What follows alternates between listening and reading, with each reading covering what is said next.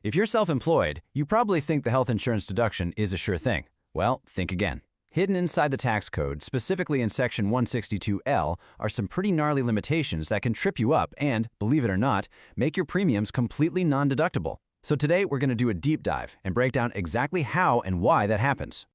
All right, so here's how we're going to break this all down. First, we'll look at why this deduction even exists, the whole quest for parity.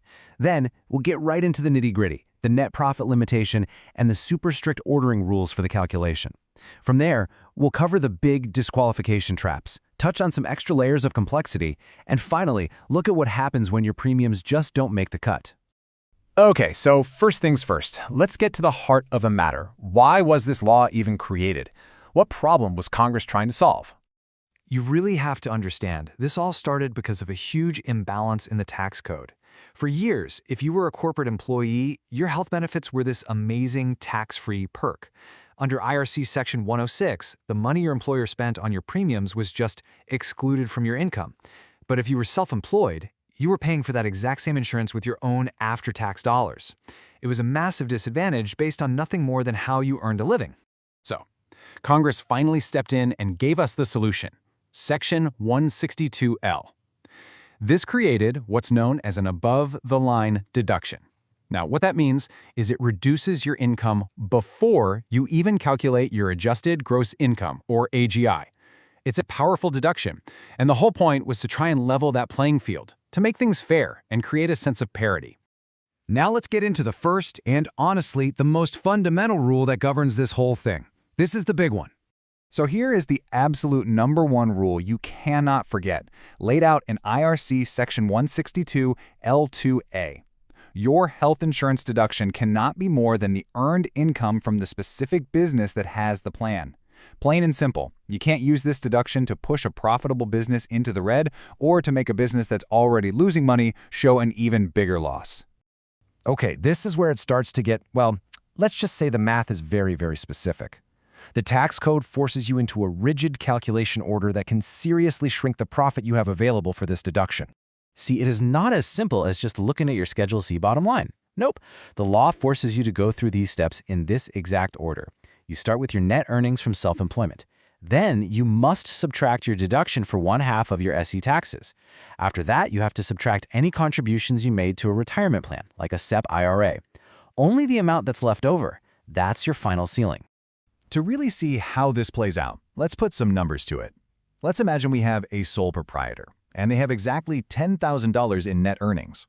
Okay, first things first, they have to calculate their self-employment tax, and 1/2 of that amount comes right off the top. In this case, that's $706.50. So, boom, we've already knocked our base down to just under $9,300.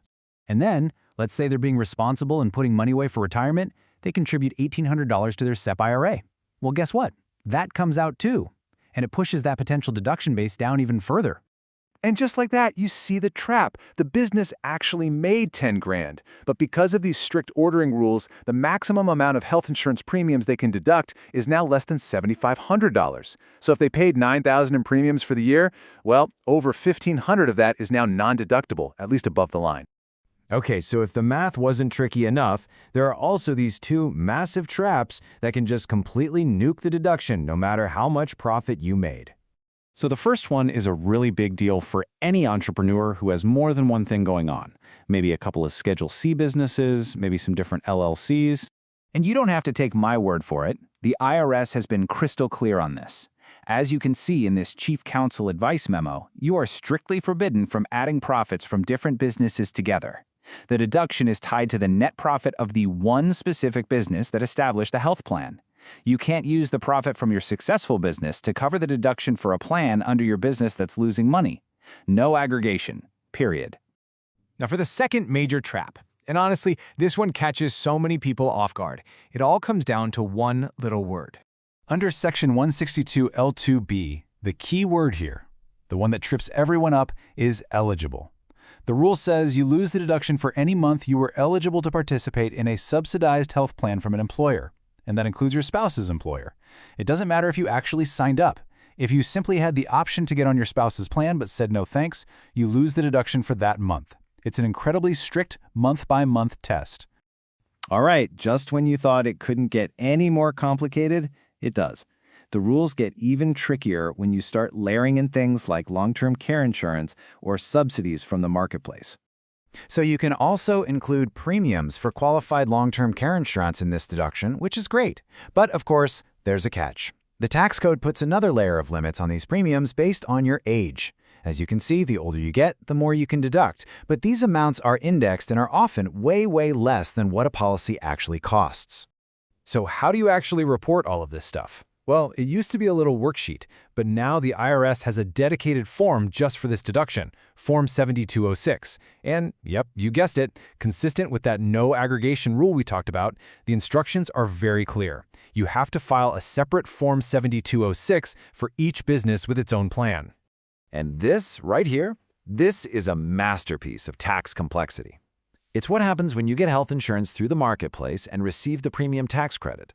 It creates what the IRS literally calls a circular relationship. Think about it. The deduction lowers your AGI. Your AGI determines the size of your credit, but the amount of your credit affects your deduction. It's a snake eating its own tail, mathematically speaking, and it's so complicated the IRS had to issue a special procedure just to explain how to do the math. So you might be wondering, what on earth happens to all that money you spent on premiums that you couldn't deduct because of one of these crazy rules? Does it just vanish into thin air? Well, not exactly.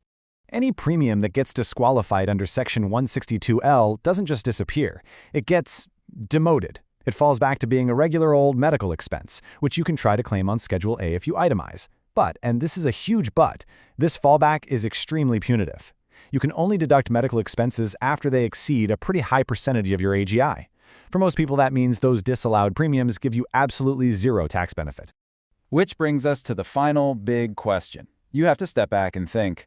Section 162L was created to give self-employed people a fair shake, to create tax parity with corporate employees.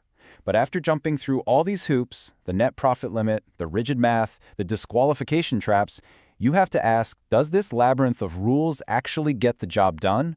Or is true tax parity still just an illusion? For many of the very business owners, this law was designed to help.